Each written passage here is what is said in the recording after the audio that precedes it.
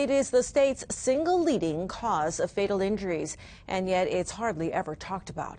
KITV4's Paul Drews takes a look at Hawaii's high suicide rates. When a celebrity or athlete does it, suicide can become a top story. But they are just some of the tens of thousands of suicides that happen across the country each year, including a number in Hawaii. Unlike murders that attract a lot of attention and news coverage, when someone takes their life in the islands, there's usually no mention of their suicide, and there's a reason for that.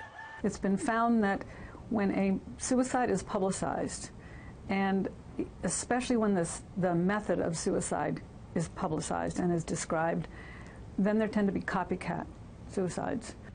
But keeping these deaths out of the spotlight have also kept many in the dark over a disturbing trend.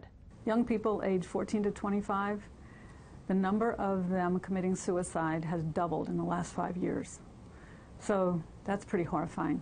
Hawaii high schoolers have some of the highest national rates of those planning to commit suicide, but an even greater percentage of middle school students attempt, plan, or think about suicide. And teens aren't the only ones. From 2007 to 2011, 125 young adults committed suicide, while 112 seniors killed themselves.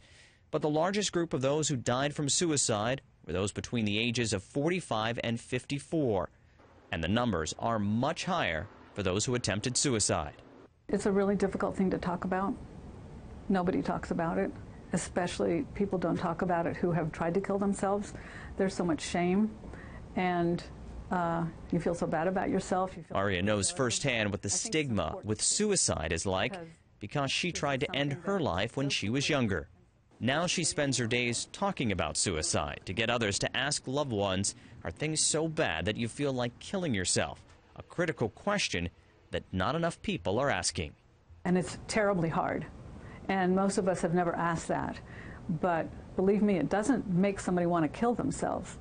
It makes somebody feel relieved that it's being noticed that they're having a really rough time. Paul Drews, KITV4 News. If you need help talking about suicide, you can call the state's toll-free number. The crisis hotline is open 24 hours a day.